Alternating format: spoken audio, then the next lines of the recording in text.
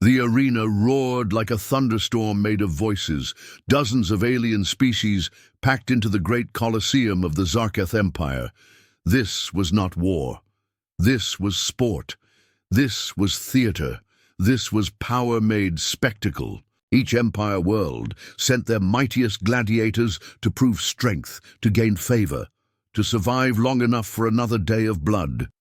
And in the middle of it all, surrounded by alien beasts, bio-augmented champions, and crowd-controlled drones, stood one creature no one expected to see, a human.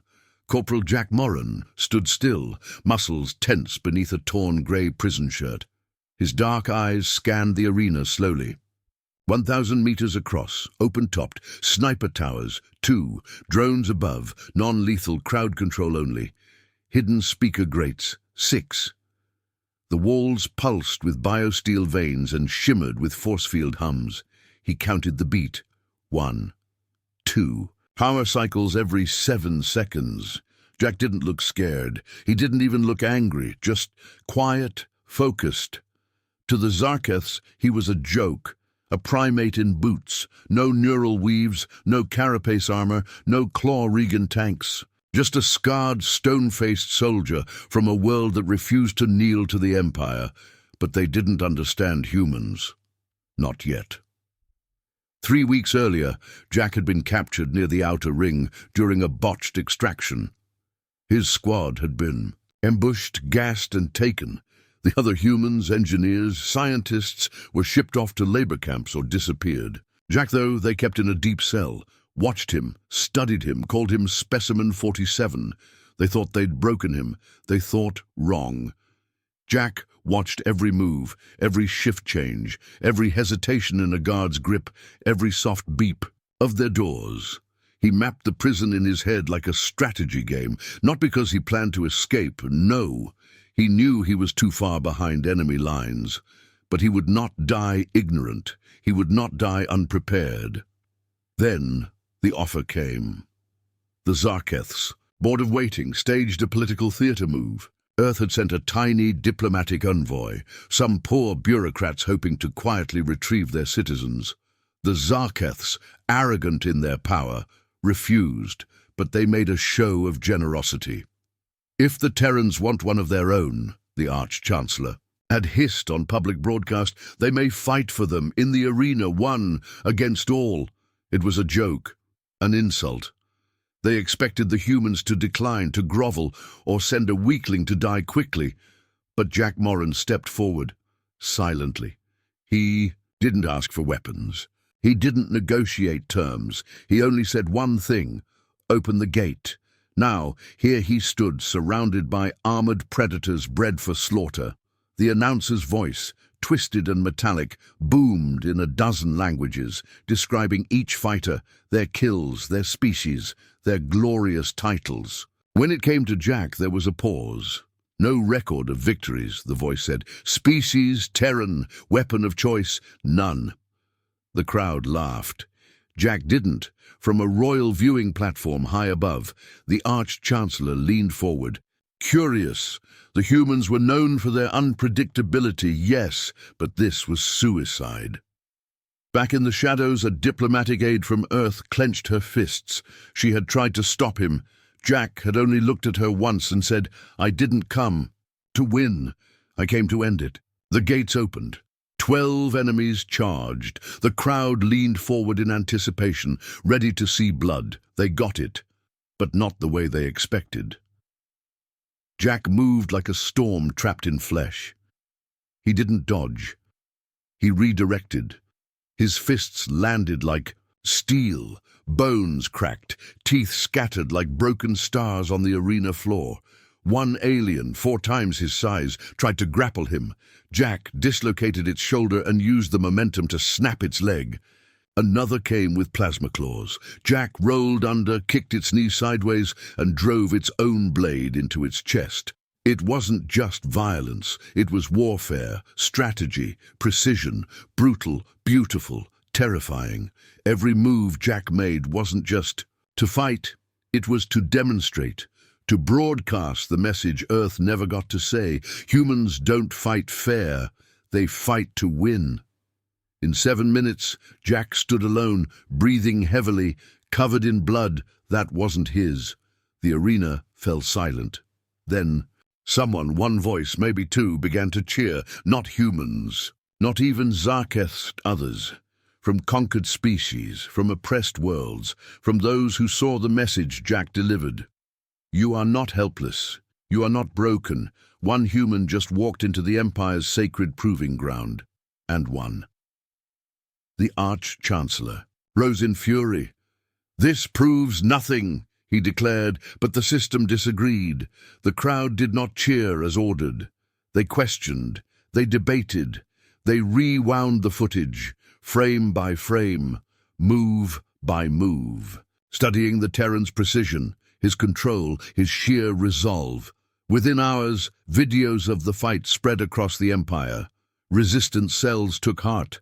Council allies became uneasy. Combat sports, once a unifying show of dominance, now looked like an open door. If one human could do this, what could 100 do? 1,000? Behind closed doors, the Empire made a decision. Arena combat would be suspended for cultural reform. Privately, it was banned. Forever, Jack was released. No parades, no medals, just silence. He asked for only one thing. "The next time you think about mocking my species, remember what it cost you." He boarded the human envoy ship and left, quiet, distant, watching. The Empire never forgot. The galaxy never forgot, because in a universe built on control and spectacle, one human had turned blood sport into a revolution, and he didn't even smile once. The arena was older than most worlds. In the Empire, stone fused with iron, built into the crater of a shattered moon. 1,000 species had bled on its floors. Millions cheered from the stands above, while billions more watched from every system under Sarcastic control. In the holding chamber, Jack Moran sat with his back to the wall, hands resting on his knees. His eyes were closed, but his mind wasn't. Still, he was counting footfalls, remembering timing, watching every shadow that passed through the reinforced barrier between him and the arena floor.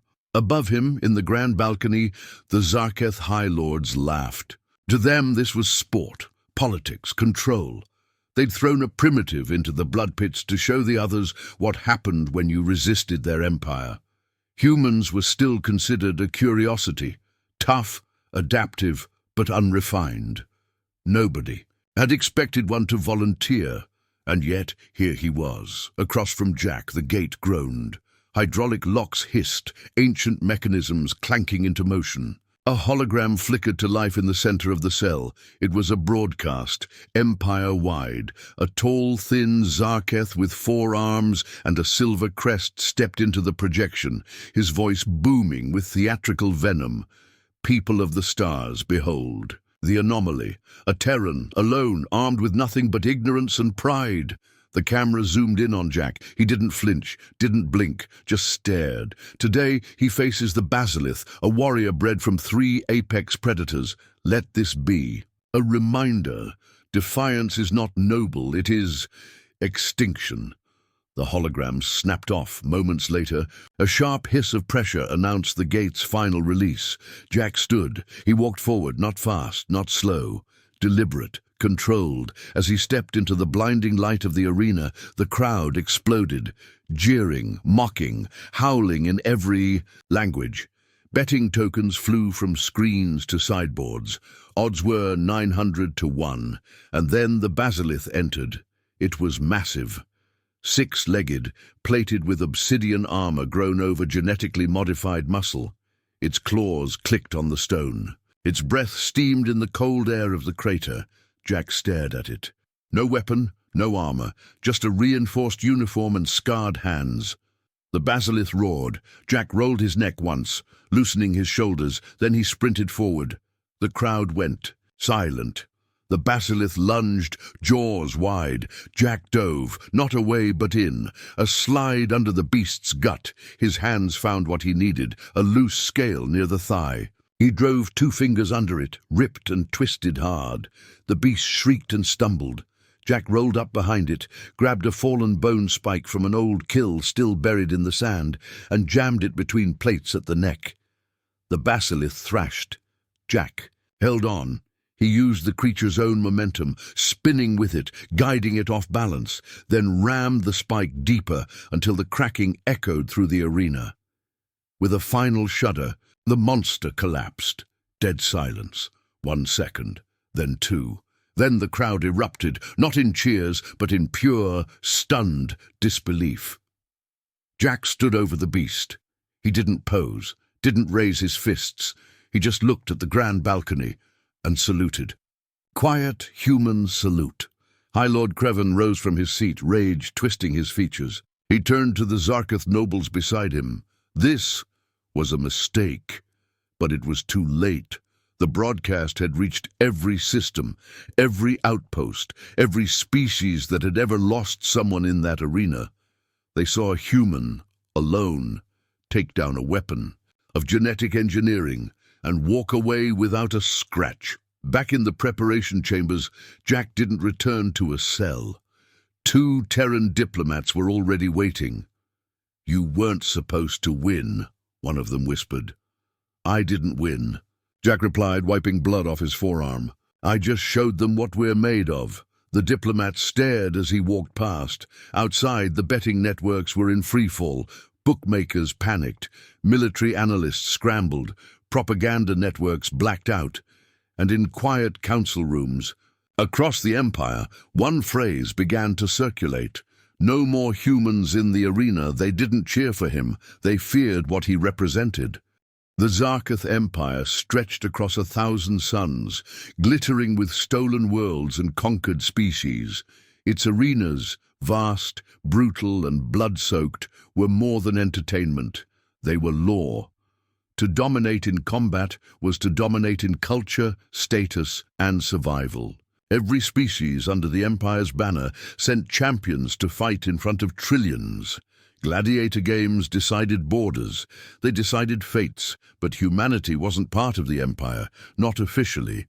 Corporal Jack Moran had been captured during a classified Terran recon sweep near the Outer Ring. 1 squad. Wrong place, wrong time. The Zarkeths took him alive and labeled him primitive. He'd spent 80 days in chains, studied by curious scientists, mocked by guards who didn't think he could understand their language. But he listened and watched and remembered. Jack didn't scream when they starved him. He didn't flinch when they beat him in the yards. He just counted. The guards never noticed that he tapped his fingers every time they passed by. 2 taps for the tall one with a limp, 3 for the one who always held his stun blade too loose. Patterns, flaws, weaknesses. Jack wasn't praying for rescue. He was preparing. The Terran diplomatic envoy arrived on day 81. They came without weapons, without threats, just cold language and legal precedent. The Zarkeths refused them with sneering teeth. Earth wasn't a registered species, no rights, no retrieval. But the Empire, known for its cruelty, offered a single concession. If one of your kind wants to fight, they may bleed for their freedom. They expected a display of failure. They wanted humanity humiliated on a galactic stage. Instead, Jack stepped forward. He didn't ask. He didn't speak. He simply stood, bruised and calm, and met the eyes of his jailers. And something in his silence unsettled them. The arena was ancient, miles wide, shielded by kinetic barriers, watched by orbital satellites and psychic recorders that fed emotions into the minds of spectators. Gladiators weren't just seen, they were felt. Every scream, every triumph, every fracture of bone, amplified and consumed across the stars. Jack walked into it wearing no armor, carrying no weapon. The announcer mocked him. "This Terran believes himself equal to the Kroval. Champion, let us show him the mercy of swift extinction." The gate across the field opened. Outnumbered a Kroval, a 12-foot brute plated in obsidian bone, dragging a warhammer that sparked the ground. The crowd howled. This wasn't a fight. This was a message. Jack waited, calm, breathing in through his nose, out through his mouth. His bare feet touched the cold arena floor. He didn't look afraid. The Kroval roared and charged. 3 seconds. Jack sidestepped, ducked under the hammer, and used the beast's momentum against him. He drove his elbow into the Kroval's side, not hard, but precisely where the armor joint flexed. The creature stumbled. Jack moved behind, grabbed the lower spine, and twisted. The sound was sharp, cruel, final. The Kroval dropped, unmoving, silence, then chaos. No one moved, not the guards, not the commentators. Across 50 worlds, 1 billion spectators leaned forward in disbelief. A primitive had just broken their champion. In under 10 seconds, Jack turned to the audience. He didn't bow. He didn't raise his arms in victory. He simply pointed at the gate he'd walked through and walked back out. It wasn't victory. It was a warning. In the council halls of Zarketh Prime, whispers began immediately. Who trained him? Was it luck? A trick? Or worse, was he just the first? The Empire issued statements to control the narrative. Terran musculature allows brief bursts of violence, they said. A rare anomaly. The Kroval had pre-existing injuries, but every species watched the replay again and again. Jack didn't strike first. He didn't flail. He studied, then ended it. And that terrified them. Within weeks, requests flooded. In more fights, more humans. The Empire expected Earth to send more lambs. Instead, Earth sent silence. So the Zarkeths made a new offer. Let the humans earn their freedom through combat. If they could survive 10 consecutive matches, they would be released. The humans laughed just once, then agreed, but only if Jack could fight again. The Empire tried to refuse. Jack had embarrassed them. They couldn't risk a repeat. But under pressure from spectators, betting houses, and curious council members, they relented. Match 2 was broadcast across 200 systems. This time, Jack fought a dual-blade assassin from the Kalreth Guild, twice his speed, cloaked in invisibility. Jack beat him with sand and timing. Match 3 was an avian skirmisher that fought from the sky. Jack snapped its wings with a grappling. Wire made from his bootlaces. Match 4 was 3-on-1. Jack never lost. They started giving him names. The Quiet Knife, the Ghost Fighter, the Human Question. He never spoke. He just fought. And won. Behind closed doors, the Empire's generals whispered about a problem they hadn't expected: inspiration. Other enslaved species began requesting combat lessons. Riots broke out in the lower stations. The idea spread like wildfire. If one Terran could break the system, what could 100 do? Jack didn't ask for followers. He didn't want them. But wherever he went, creatures watched him with wide eyes. He'd become something more than a fighter. He was hope. The Zarkeths considered killing him. Quietly. An accident. But their own. Laws were clear. Champions were sacred. Killing him would confirm their fear. So instead, they began to change the rules. Jack noticed. He said nothing, but he started preparing again. And deep in the diplomatic files of the Terran envoy, one note was marked for immediate escalation. Morin has passed Phase 1. The effect is spreading. End of Part 1. 1,000 words complete. The Empire had always known how to put on a show. The grand finale wasn't just combat. It was theater, diplomacy, and execution, all wrapped into one. 5 of the deadliest engineered champions, each custom-built in the Empire's biofoundries, stood in glistening armor under the stadium's triple suns. Their weapons sang with anticipation. The message was clear. Break the Terrans, break their myth. They called it an honor match, but everyone knew what it was: a final purge. Jack wasn't listed on the roster. Officially, he was still under sanction for instigating civic destabilization. Unofficially, the crowd chanted his name as if he were already in the ring. When the gates opened and the surviving Terran fighters stepped out, they weren't what the Empire expected. These weren't warriors polished by aesthetics or ceremony. They were broken and bonded. Miners, farmers, mechanics, medics.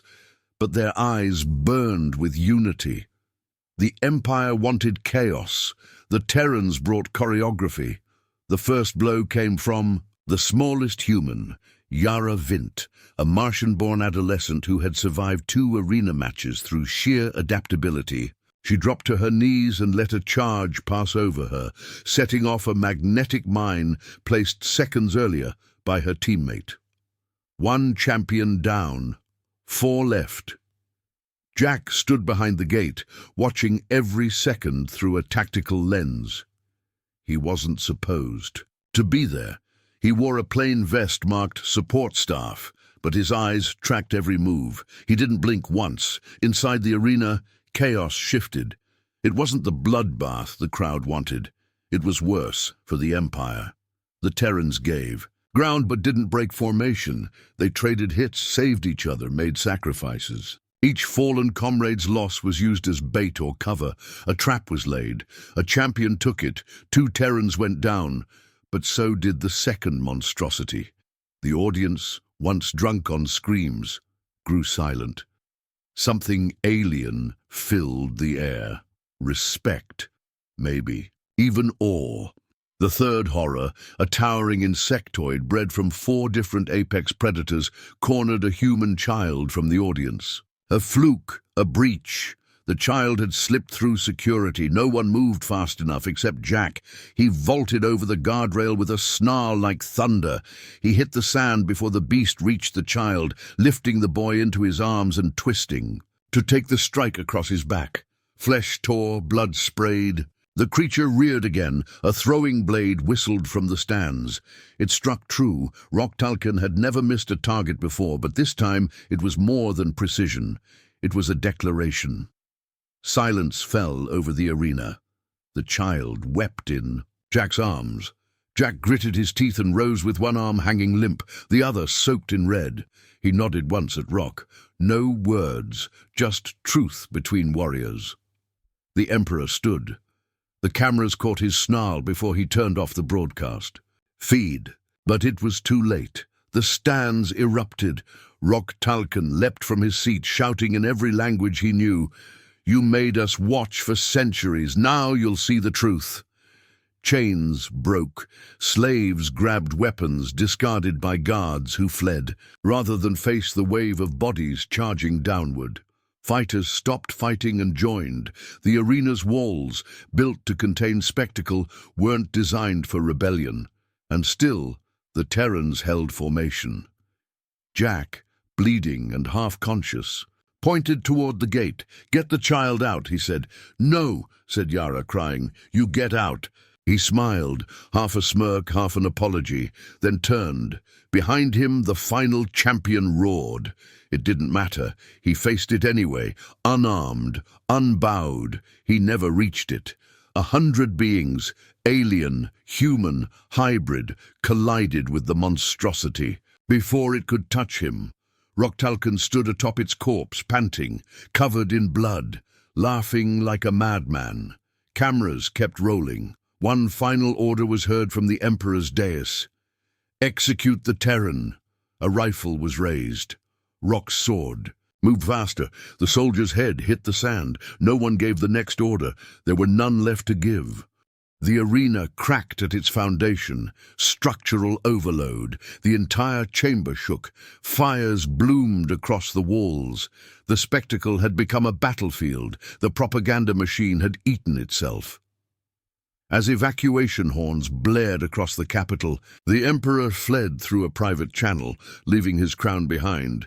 Jack collapsed beneath the collapsing sky, not knowing if he had won, not caring. He had done what he came to do. The games would never be played again. Arena sports were banned across the sprawling reaches of the Sarcastic Empire, a decision so sweeping it shook centuries of tradition and control. The gladiatorial arenas that once roared with bloodlust fell silent, their massive structures left to the slow embrace of decay. With this decree came the release of every Terran prisoner, a gesture that many believed was forced upon the Empire by the unstoppable spirit of humanity's lone fighter. Jack Moran, once a symbol of resistance and raw determination, stepped away from the chaos that had become his life. Missing an arm and haunted by shadows from his past battles, he retreated quietly, a ghost in a world that once celebrated his defiance. The scars he bore were not only physical, but deeply etched into his mind. Memories of the arena's blood-soaked sands, the faces of fallen comrades, and the deafening roars of both hope and hatred played endlessly behind his closed eyes. Despite the silence that now surrounded him, inside Jack, the fight was far from over. He wrestled with the weight of his choices, the lives lost in his name, and the fragile hope that his actions had ignited across enslaved species. He remained a reluctant hero, a warrior who sought peace but knew that the cost of freedom was never without sacrifice. Meanwhile, on a distant academic world, Lyra Shea, the insightful Zarketh scholar who had once studied the enigmatic Terran pain response and psychology, published a groundbreaking work. Her book, The Species That Didn't Want to Fight But Refused to Lose, challenged everything the Empire had believed about humanity. Through meticulous research and heartfelt narrative, Lyra unveiled the paradox of human resilience, a species that shunned unnecessary violence, yet rose unyielding when pushed to the brink. Her words rippled through the halls of power and learning alike, inspiring a re-evaluation of the Terrans from mere primitives to a culture of profound endurance and strategic defiance. Lyra's work became a cornerstone for new philosophies emerging in the aftermath of the arena's collapse. It ignited discussions on ethics, survival, and the true nature of strength, resonating not only with humans, but with countless species who had once been spectators or victims of the brutal spectacles. Her voice bridged divides, turning a narrative of conquest into one of mutual respect and cautious admiration. In the political sphere, Rock Talken, once a gladiator general and fierce opponent of the Terrans, underwent a transformation as profound as the Empire itself. Having witnessed firsthand the unbreakable spirit of humanity and the rebellion sparked in the arena stands, Rock became the first non-human ambassador to Earth. His mission was not only diplomatic, but symbolic, representing the potential for reconciliation and partnership between species that had once been locked in endless conflict. Rock's presence on Earth was met with cautious optimism, his history as a warrior lending weight to his calls for peace and cooperation. The world outside the arenas was changing fast. The once monolithic empire fragmented under the strain of internal dissent and ideological shifts. Inspired by the human example, several species began forming democratic leagues, small federations that emphasized equality and shared governance rather than domination and hierarchy. These leagues advocated for transparency, rights, and mutual respect, principles that stood in stark contrast to the old empire's iron grip. Earth, for its part, received an unprecedented offer, a seat on the Galactic Council. Yet, true to their nature, the humans declined.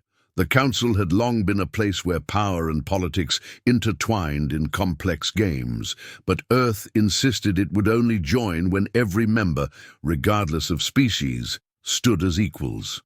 Their refusal was not arrogance, but a statement of principle, a reminder that respect must be earned through fairness, not merely granted by tradition or force. This stance sent ripples through the galaxy, challenging other powers to reconsider their own structures and alliances.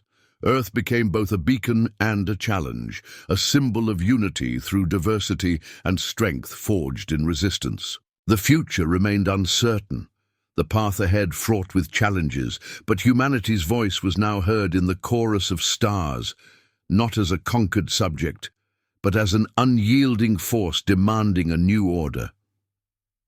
In this new era, the legacy of Jack Moran and the rebellion in the arena endured. Their story was retold in quiet gatherings and grand halls alike, a testament to the power of one to inspire many, and a reminder that sometimes the fiercest battles are not fought with weapons, alone, but with unbreakable will and the courage to defy the darkness. The years had passed since the Empire's grand arenas fell silent. On a quiet night, a small figure slipped through the towering arches of the Zarketh Central Library. The corridors were dim and filled with whispers of the past, where histories were kept under strict watch. A young Zarketh child moved with curious stealth toward an old hollow archive, eyes wide with fascination. The flickering light cast shadows on his eager face as he activated the forbidden footage. The story of Jack Moran, the lone human who defied an empire. The images danced before him, Jack's fierce resolve, the brutal combats, the rallies of hope ignited in the oppressed crowds. The child's breath caught in awe and confusion, not understanding why such stories were hidden. Suddenly, a firm hand rested on his shoulder. The child spun around to see his parent's stern gaze. "That's banned," the parent whispered, voice heavy with warning. "But why?" the child asked, voice trembling with innocent defiance. "He didn't kill everyone, he saved them." The parent's expression softened, revealing a hint of pride and sorrow mixed with fear. "Because his legend threatens the order we fought to keep," they replied. "His rebellion changed everything, and some still fear the change."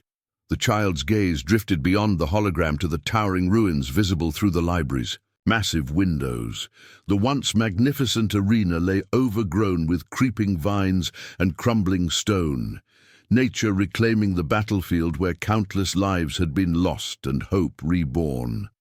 On the gate, a plaque bore the ancient words etched into the fabric of history.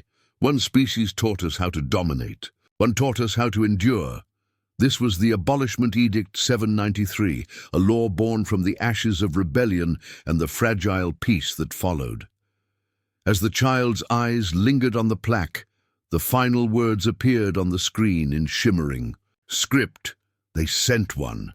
They never needed to send more. It was a silent testament to the power of one human's will, a legacy that defied fear, outlasted tyranny, and reshaped the future. The scene faded, leaving the echo of a lesson, carried across generations. Strength is not in domination alone, but in the spirit to endure, adapt, and inspire. The child tucked the memory deep within, a seed of hope for the days yet to come. In a galaxy scarred by conflict and control, humanity's story endured. Not just as a tale of war, but as a beacon that even the smallest light can pierce the darkest shadows. The child's fingers lingered on the edge of the hollow archive console, as if hesitant to leave behind the echoes of a past so fiercely alive yet officially erased. Outside, the night was thick with unfamiliar stars, but within this old library, the history of defiance shimmered brighter than any light. In the silence, the child's mind wandered to the stories whispered among the enslaved species. Tales of that lone human who walked into an empire's greatest arena not to conquer, but to survive and ignite a revolution. Jack Moran was more than a fighter. He was a symbol of something no empire could cage, hope born from resilience. The parent's footsteps softened, drawing close again.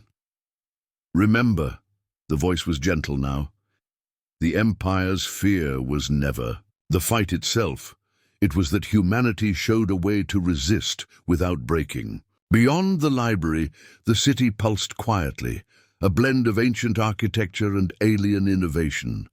Somewhere beneath the surface, former gladiators and freed slaves prepared to rebuild shattered lives and forge new alliances. The arena's ruin stood not as a monument of violence, but as a crucible where the bonds of freedom were reforged.